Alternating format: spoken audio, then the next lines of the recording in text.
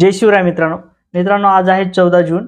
मित्रांनो, एकंदरीत हवामान अंदाज कसा असणार आहे 14 जून ते 18 जूनचा हवामान अंदाज कसा असणार आहे, कोणत्या भागात मुसळधार पाऊस पडणार आहे, तर कोणत्या भागात पाऊस हा भाग.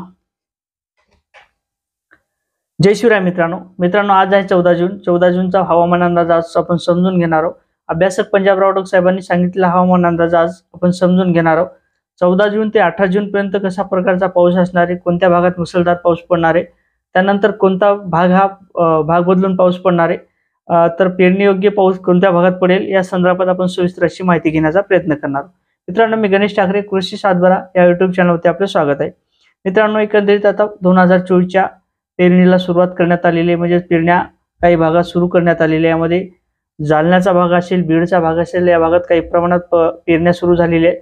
तर तिकडे वाशिममध्ये, विदर्भामध्ये वाशिमचा काही भाग असेल, त्यानंतर मालेगावचा काही भाग असेल, या भागात सुद्धा काही प्रमाणात पेरण्या करण्याकरता आता सुरुवात झालेली आहे. त्यानंतर आंशिकचा भाग सुद्धा आहे, त्या भागात सुद्धा काही प्रमाणात पेरण्या चालू करण्यात आलेल्या आहेत. तर मित्रांनो, एकंदरीत 14 जून, आज 14 जूनला मुसळधार असा पाऊस पडणार आहे. काही भाग बदलून हा पाऊस पडणार आहे. यामध्ये धाराशिव असेल, छत्रपती संभाजीनगर असेल, सोलापूर असेल, सातारा असेल, सांगली असेल, नागपूर, वाशिम, अकोला, त्यानंतर हिंगोली, नांदेड, परभणी अशा सर्व भागात हा मुसळधार असा पाऊस पडणार आहे. तर संध्याकाळी काही भागात 4च्या नंतर पाऊस पडेल, काही भागात 3च्या नंतर पाऊस पडेल.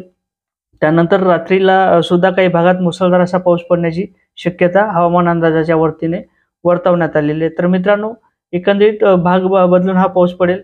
यामध्ये काही भागात मुसळधार पाऊस सुद्धा पडू शकतो, काही भागात उघडझाप सुद्धा असणार आहे. 18 तारखेपर्यंत काही भागात सतत पाऊस पडेल, तर काही भागात कोणता भाग सोडून असा पाऊस पडणार आहे. यामध्ये अकोलाचा काही भाग सोडता काही भागात पाऊस पडेल, तर काही भागात पडणार नाही. यामध्ये वाशिमचा भाग समजून घ्या की वाशिमच्या भागात काही प्रमाणात पाऊस पडेल, तर काही भागात पडणार नाही.